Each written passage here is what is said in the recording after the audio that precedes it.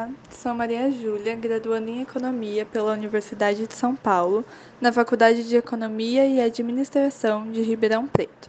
Sou bolsista pelo Programa Unificado de Bolsas e esse trabalho é sobre as exportações brasileiras de açúcar para Portugal na década de 1760, sob orientação do professor Dr. Renato Leite Marcondes. Esse estudo ele tem como objetivo contextualizar e mostrar a relevância das balanças gerais do comércio de Portugal em 1777, dentro do cenário histórico e econômico da época. A pesquisa ela explora as relações comerciais entre Portugal e outras nações, com um foco especial no comércio de alimentos. Também buscamos analisar o comércio de arroz em um período posterior entre 1797 e 1808, para entender as mudanças na demanda e nas estratégias econômicas do país. Com isso, a gente buscou também uma visão mais clara sobre as adaptações e transformações nas relações comerciais de Portugal no final do século XVIII. Ao estudar todas essas balanças comerciais, buscamos oferecer uma compreensão mais ampla das estratégias econômicas de Portugal e do comércio internacional nesse período. Agora, quanto aos métodos e procedimentos usados nessa pesquisa, o documento primário analisado foi o livro A Balança Geral do Comércio do Reino de Portugal com as nações estrangeiras no ano de 1777, que registrou as principais exportações e importações de variados produtos, como alimentos, têxteis, madeiras, raízes e plantas, entre outros produtos. O livro ele detalhou as relações comerciais de Portugal com países como Inglaterra, Holanda, Hamburgo, França, Rússia, Suécia, Castela, Itália e Dinamarca, e ofereceu um panorama bem completo do comércio exterior português. E a análise focou principalmente em produtos alimentícios que foram identificados pela sua provável destinação ao consumo humano, claro, e também de acordo com os critérios da obra de José Jobson de Andrade Arruda, que foi o Brasil no comércio colonial durante o período de 1796 a 1808. E para padronizar a análise, foi necessário também converter as diversas unidades de medidas que foram encontradas e também agrupar os produtos com funções semelhantes. Então, esses dados foram organizados num Excel para facilitar a interpretação e a análise comercial dos produtos. Já para o estudo do comércio do arroz, foi utilizado o mesmo tipo de documento, referente ao período de 1797 a 1807, e a estrutura do livro ela se manteve bem semelhante à de 1777, mas o foco agora foi no comércio de arroz, envolvendo também novas nações como a Alemanha, os Estados Unidos, Barbária e Prússia, o que refletiu bastante a expansão das relações comerciais de Portugal. A análise dos dados revelou que, em 1777, Portugal importou um total de 6.397,10 contos de réis, enquanto as exportações foram de 4.902,7 contos de réis, resultando, claro, num déficit comercial. Nesse cenário, os alimentos eles representaram 59,20% das exportações totais e 35,80% das importações, indicando um papel mais relevante dos produtos alimentícios nas exportações.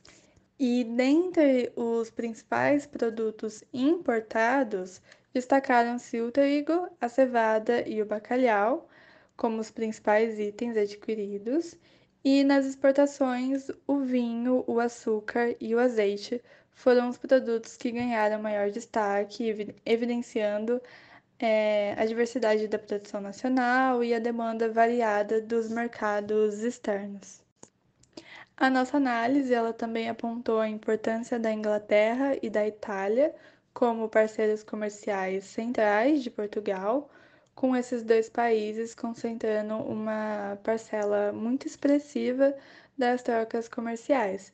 E a balança comercial com a Inglaterra gerou um déficit expressivo de 695,2 contos de réis, enquanto a Itália resultou numa superávit de 240,5 contos de réis para Portugal. Agora, entre 1796 e 1808, a balança comercial de arroz de Portugal, ela se mostrou também bastante dinâmica, destacando novas nações como os Estados Unidos, a Alemanha e a Prússia. E durante esse período, as importações de arroz elas superaram as exportações em mais de 5 vezes, indicando o destaque para as importações.